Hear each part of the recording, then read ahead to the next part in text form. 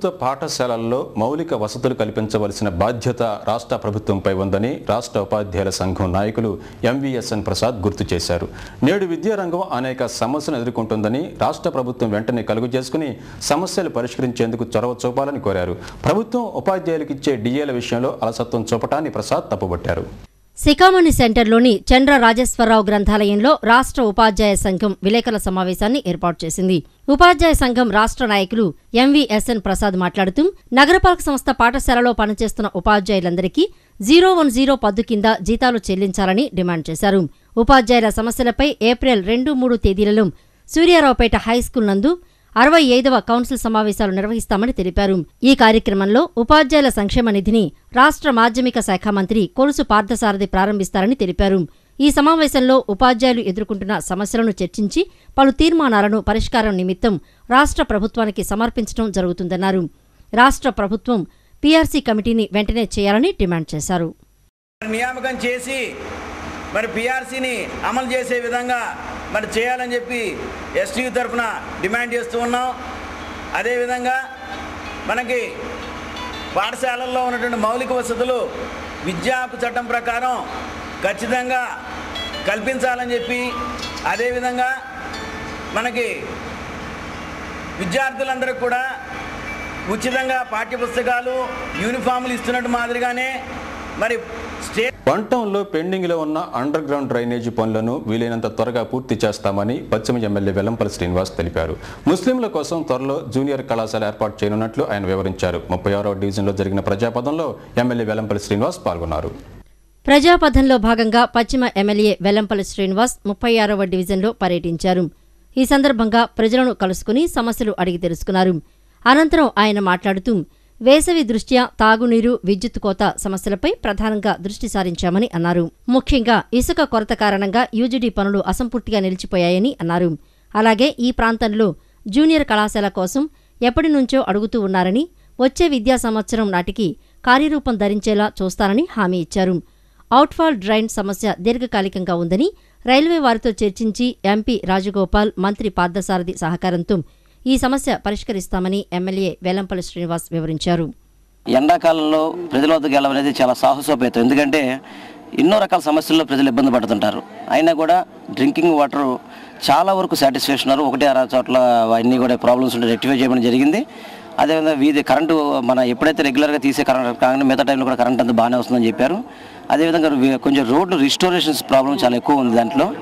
దానికి ఏం జరిగింది, మొన్నటిదాకా నిధులు ప్రాబ్లం ఉండేది. ఇప్పటికీ నిధుల ప్రాబ్లంలో కూడా మన గౌరవ సీఎం గారు, మా ఎంపీ గారు, మంత్రి గారు అందరూ ఆధ్వర్యంలో కూడా రివ్యూ మీటింగ్లో కూడా మనకు ఒక 50 కోట్ల రివ్యూ మనకి ఇస్తా అని చెప్పడం జరిగింది.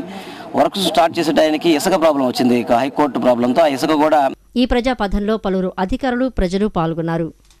డాక్టర్ ఎన్టీఆర్ హెల్త్ యూనివర్సిటీలో 29-30 తేదీల్లో జరగనున్న పీజీ డెంటల్ ఎండిఎస్ కోర్సుల్లో అడ్మిషన్ల కౌన్సిలింగ్కు అన్ని ఏర్పాట్లు చేశారు. మొత్తం 203 సీట్లకు 14 ప్రభుత్వ, 189 ప్రైవేట్ కళాశాలల్లో సీట్లకు కౌన్సిలింగ్ నిర్వహించనున్నట్లు యూనివర్సిటీ అధికారులు తెలిపారు.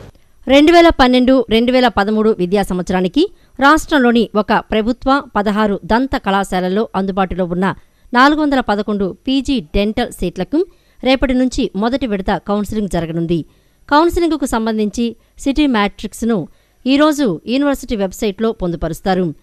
గత 11 రోజులుగా హెల్త్ యూనివర్సిటీలో జరుగుతున్న పీజీ మెడికల్ మొదటి విడత కౌన్సిలింగ్ నిన్న తెల్లవారుజామున నాన్ లోకల్ సీట్లతో ముగిసింది.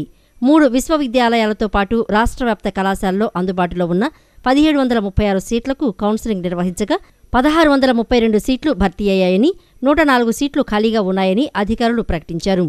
రెండో విడత కౌన్సిలింగ్ మే 2వ వారంలో నిర్వహిస్తామని అధికారులు వెల్లడించారు. మధ్యతరగతి ప్రజలకు ప్రాపర్టీ షో ఎంతో ఉపయోగకరంగా ఉందని retired irrigation engineer BV Ramarao పేర్కొన్నారు. సిటీ ఛానల్, మీ టీవీ, డి ఛానల్ సంయుక్త ఆధ్వర్యంలో నిర్వహిస్తున్న ప్రాపర్టీ షోకు సందర్శకుల నుంచి మంచి స్పందన లభిస్తుంది. అన్ని స్టాల్స్ ఒకే చోట ఏర్పాటు చేయడం వలన కొనుగోలుదారులకు సమగ్ర సమాచారం తెలుసుకునేందుకు అనువుగా ఉందని సందర్శకులు తెలియజేస్తున్నారు. బెంజ్ సర్కిల్ సమీపంలోని వేదిక కళ్యాణ మండపంలో ఏర్పాటైన సిటీ ప్రాపర్టీ షోకు విశేష స్పందన లభిస్తోంది.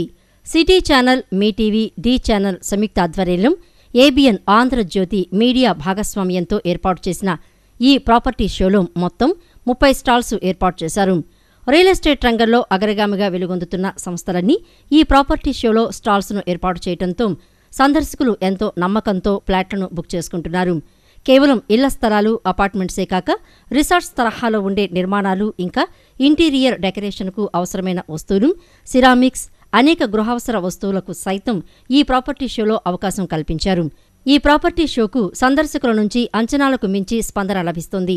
వెల్లువలా తరలివస్తున్న సందర్శకులతో వేదిక కళ్యాణ మండపం కళకళలాడుతోంది. ఈ నెల 29వ తేదీ వరకు ఈ ప్రదర్శన కొనసాగుతుందని నిర్వాహకులు తెలియజేశారు.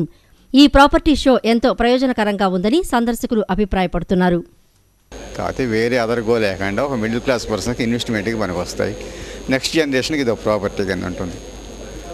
ఆల్రెడీ హౌస్ ఉన్న వాళ్ళు కూడా కొనుక్కోవచ్చు. ఇప్పుడు ఎకరాలు కొనుక్కున్న వాటికి చేయించుకోవడం అవకాశం ఉండదు. వాటి కౌలు ఎవరెవరును 4 రోజుల తర్వాత ఆ భూమిని అదే అంటాడు. దానికన్నా హౌస్ సైడ్స్ కొనుక్కోవడం బెస్ట్. కొనుక్కోవచ్చు. నెక్స్ట్ జనరేషన్కి ఎడ్యుకేషన్కో లేకపోతే మ్యారేజెస్కో వాటికి వాడుకోవచ్చు. వీలైతే అవసరం హౌస్ కట్టుకోవచ్చు. అక్కడ అన్ని రకాలుగాను ఉపయోగం. బట్ రేట్స్ మాత్రం కాస్త నార్మల్గానే ఉన్నాయి. కంపేరిటివ్గా ఇంకా కాస్త తగ్గించి అమ్మితే మార్కెట్ బాగుంటుంది. ఎందుకంటే ఎకరం 20 లక్షలు 30 లక్షలు ఉంటే గజం 600కు మించి పడదు. 616 రూపాయలు పడుతుంది 30 లక్షలు పెట్టుకుంటే. మీ డెవలప్మెంట్లు అన్నీ కలిపినా కూడా 1000 రూపాయలు కూడా పడదు. కానీ 3000, 3500, 4000 అలా ఎవరు మార్కెట్ రేటు వాళ్ళు అమ్ముతున్నారు. అందుకని రేట్స్ కూడా ఇంకా తగ్గించాల్సిన అవసరం ఉంది. వీళ్ళందరూ అలా ఆలోచించుకుని రేట్స్ కంపేరిటివ్ రీజనబుల్గా ఇస్తే ఈ మార్కెట్ బాగుంటుంది. టర్న్ ఓవర్ పెరుగు. ఈరోజు లైఫ్ స్టైల్లో వచ్చిన టిప్.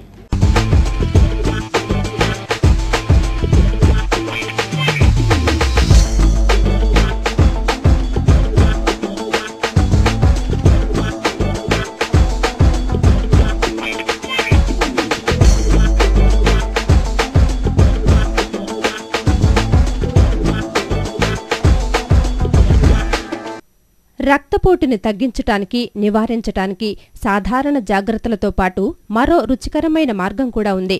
సాధారణ స్థాయికి మించి హైపర్ టెన్షన్ కనిపిస్తున్న వారు రోజు పుచ్చకాయ తినటం మంచిది. దీనిలోని సిట్రులిన్ అనే పదార్థం మూసుకుపోతున్న రక్తనాళాలను తెరిచి ఉంచేలా చేయగలదని అమెరికన్ సైంటిస్టుల పరిశోధనలో తెలిసింది. అయితే పుచ్చకాయ తినని వారితో పోలిస్తే దాన్ని తీసుకున్న వారిలో రక్తపోటు సాధారణంగా ఉందని పరిశోధకులు గుర్తించారు. దీనిలో beta carotene, vitamin B6, vitamin C, పొటాషియంతో పాటు పీచు పదార్థాలు ఉన్నట్లుగా తెలిసింది. ఈ పొటాషియం కూడా రక్తపోటును నియంత్రించే అంశాల్లో ఒకటి కాబట్టి పుచ్చకాయ తినటం మంచిది.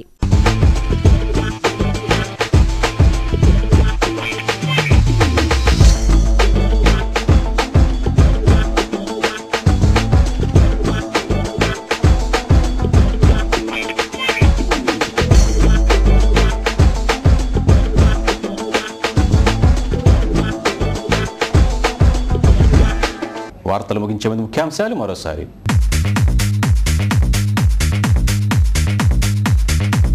సిటీ ప్రాపర్టీ షోకు అనూహ్య స్పందన, ప్రయోజనకరంగా ఉందన్న రిటైర్డ్ ఇంజనీరు రామారావు. సమగ్ర సమాచారం లభ్యమవుతోందన్న సందర్శకులు.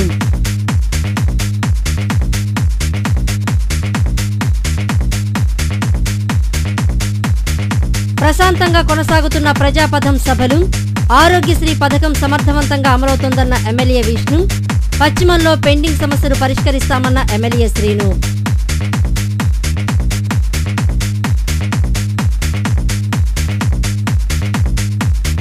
ఘనంగా పశువైద్య దినోత్సవం. భక్తి ప్రపత్తులతో గోపూజలు.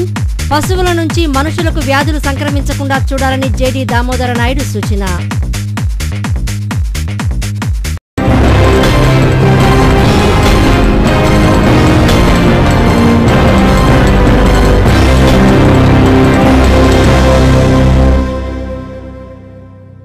ఈ వార్తలు ఇంతటితో సమాప్తం. నమస్కారం.